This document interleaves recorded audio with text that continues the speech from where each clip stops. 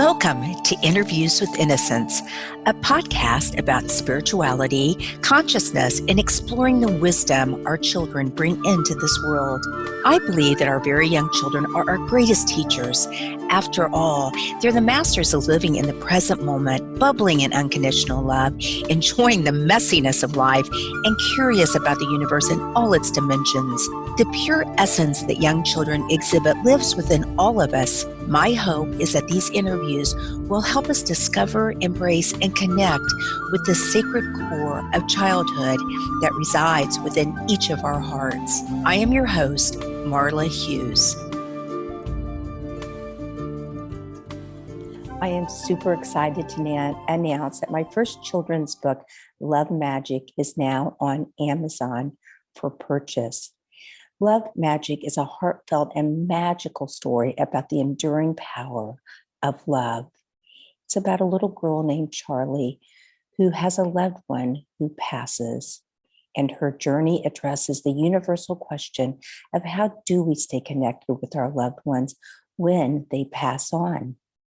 It gently touches upon the magical ways in which our loved ones can continue to guide us through nature, music, love, and everything in between.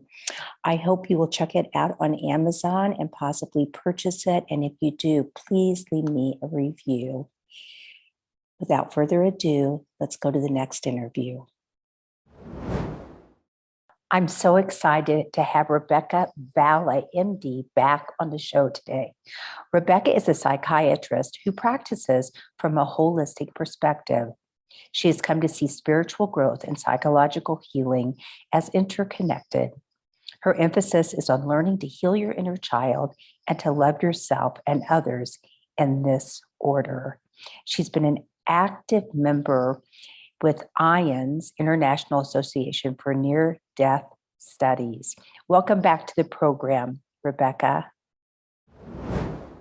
Where do you think we could possibly, and you know how I feel about little children, it's the love of my life, really, and how we could use the wisdom that we have gathered from near-death experiences to help these little children.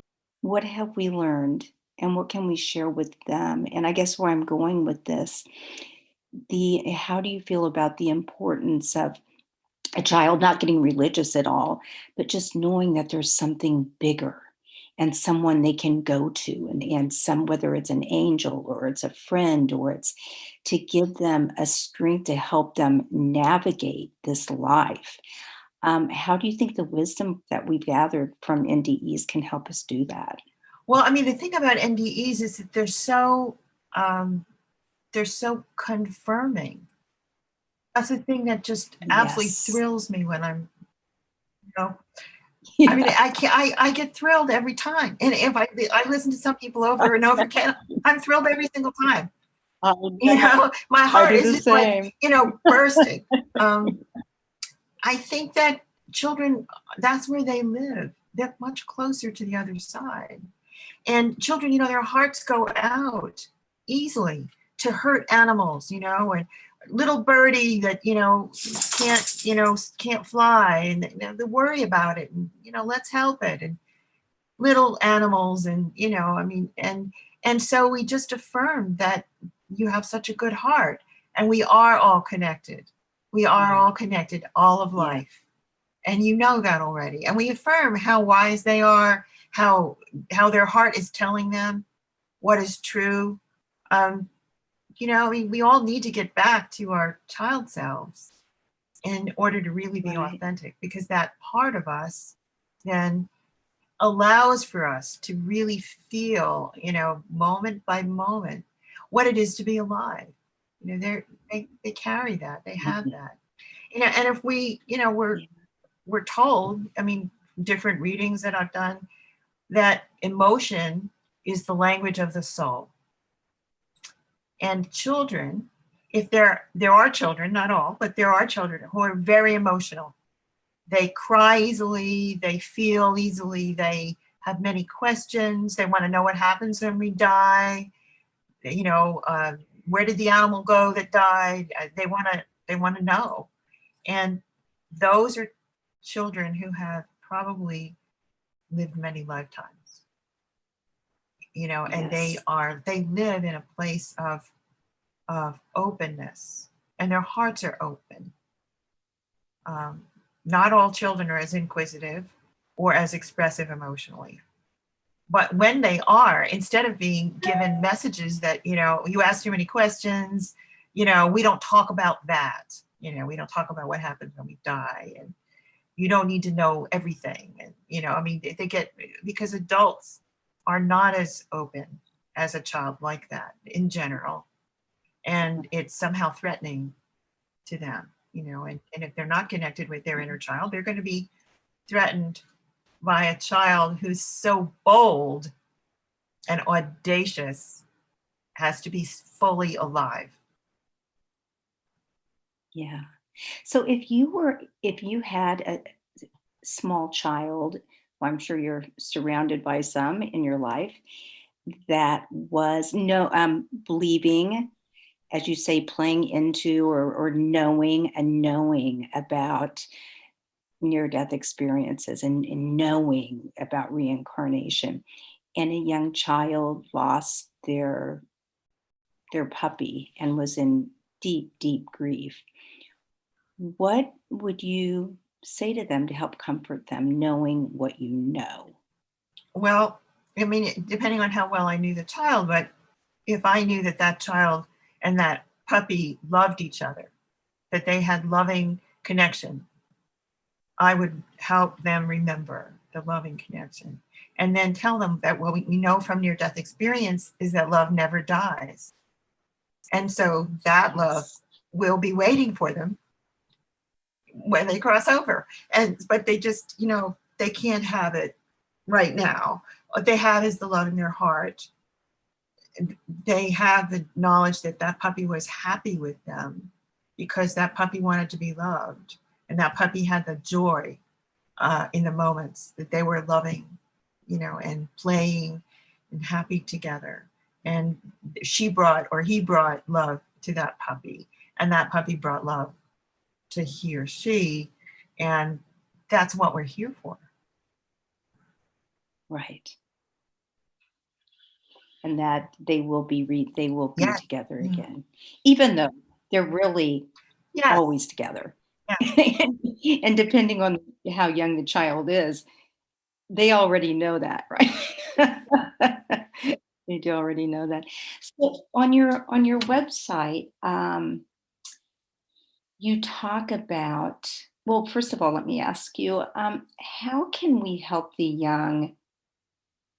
It was kind of like my last question, but become more resilient, knowing about NDEs and, once again, reincarnation. I know on the website it said, it is then that with courage and compassion for our wounded inner child, we can take hold of the direction of our own lives and to actualize the purpose for which we were born.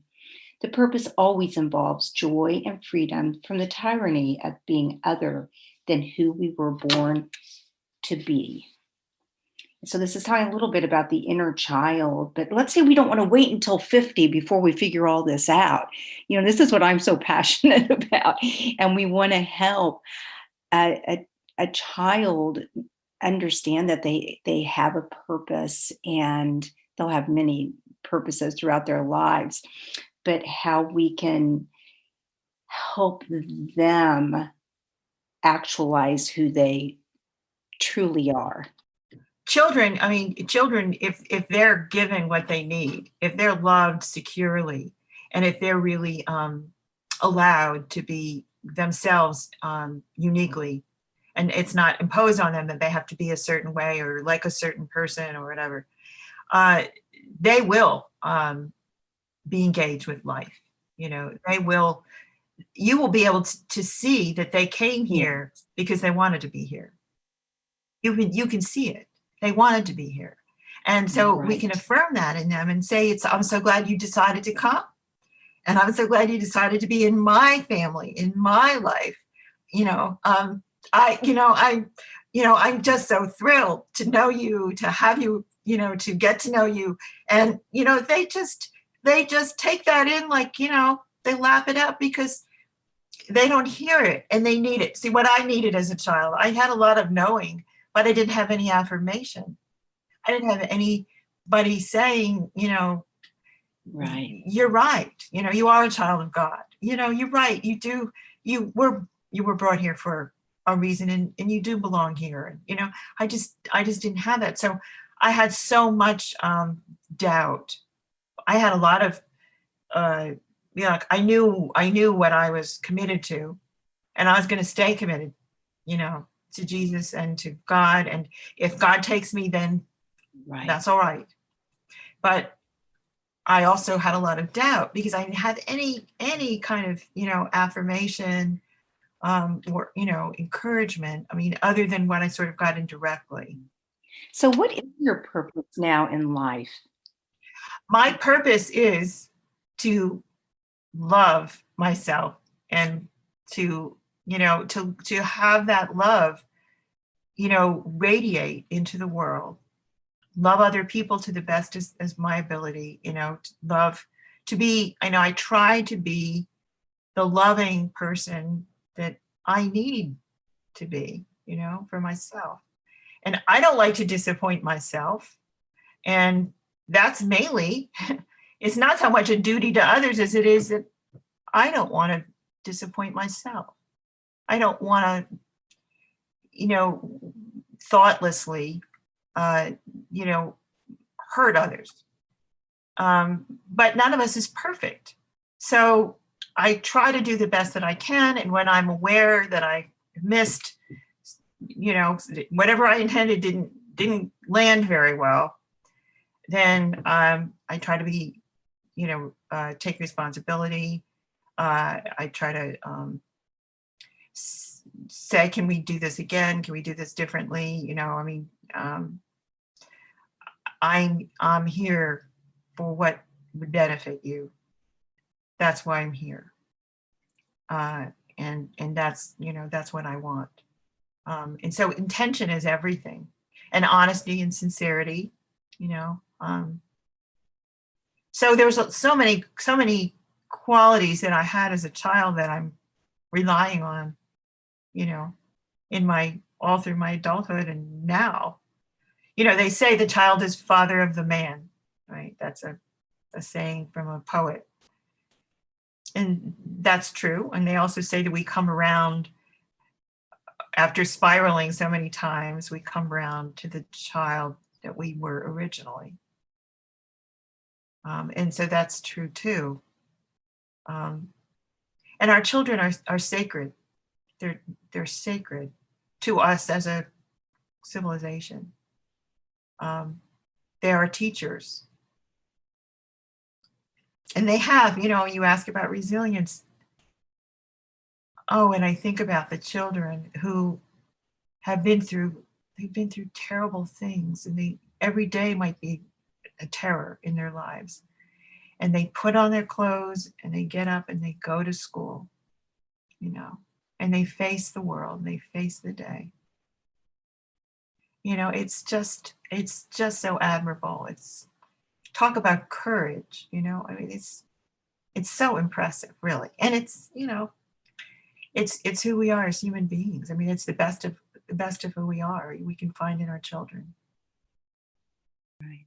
It is so true. They are our greatest teachers. Absolutely. So Rebecca, just briefly, how did you just jumping into a question seems that was so profound what you just said.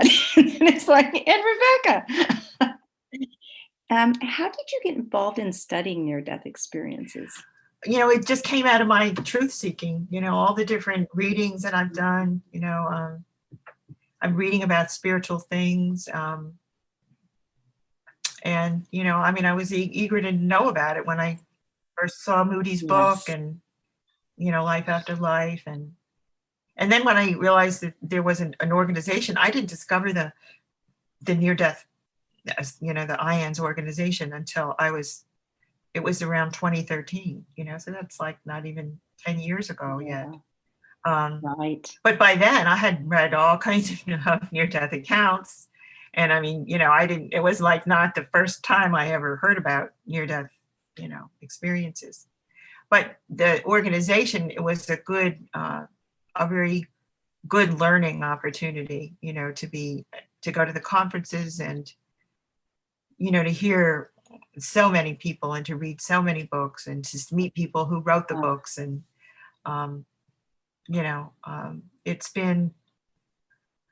it's been very enriching and very exciting. It's thrilling, really. It's thrilling. Right. Like Bruce Grayson says that even though you don't have an NDE, as a researcher or one who listens to this, and Pim Van Lommel says the same thing, you listen to these stories over and over, and you can't help but Oh, it changes yes. your And, life. and so to me, it was all very in sync with what I already knew and with what I already, the path I was already on. And, it's wonderful when you have that kind of congruity. People will say, well, you started out being a Christian and, you've been baptized. I've been baptized 3 times. And, so now you're this, this expanded consciousness person, where's your Christianity? And I say, my Christianity is in my heart, right where it's always. Yes. No contradiction whatsoever. It doesn't have to be one or the other. Right. It's right? just expansion, right? We keep expanding, Jesus was about love. Right. And so when we find out that love is what we're here to learn, well, there's no contradiction.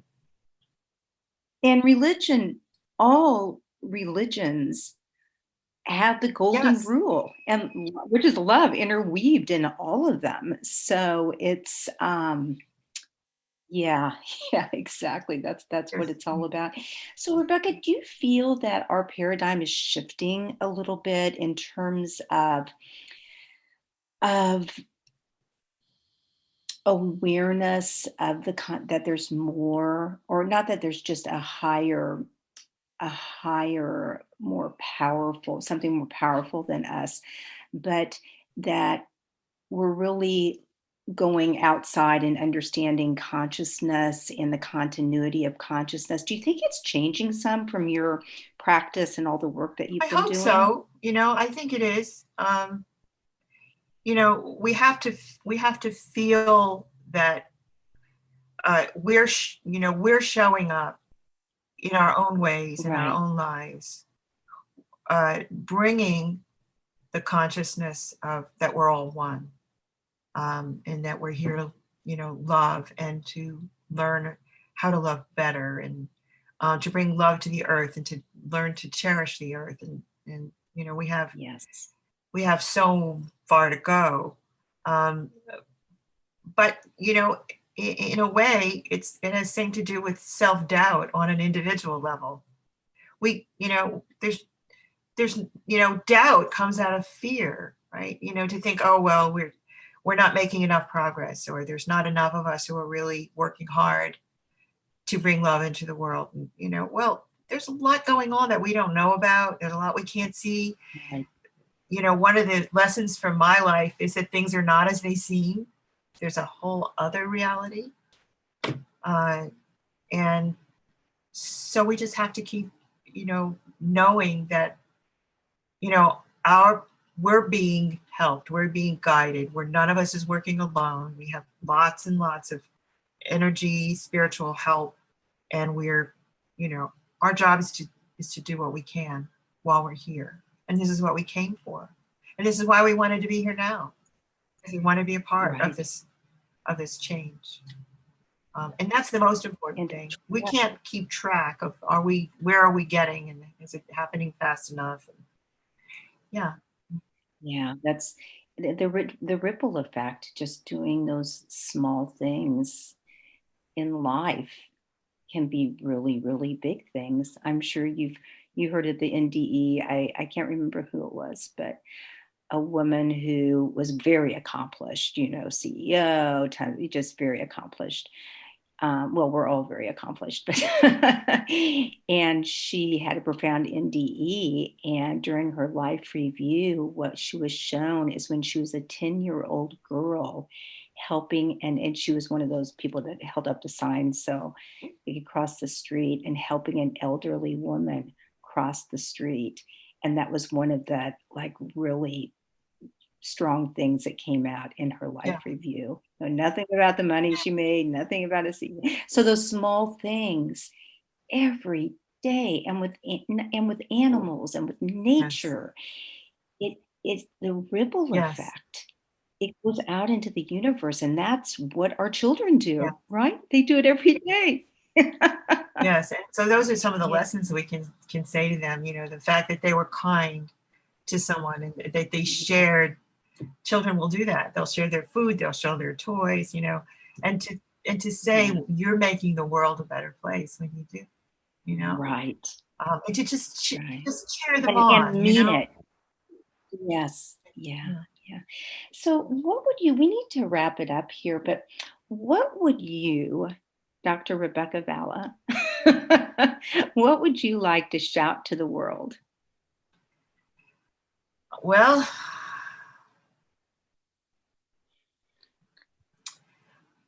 I guess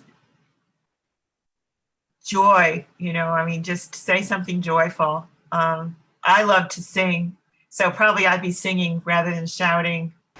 Uh, and I love old hymns, and like I love the hymn, "Open my eyes that I might see glimpses of truth thou hast for me," because that speaks to me, that speaks to my heart. I love the hymn, "What a friend we have in Jesus."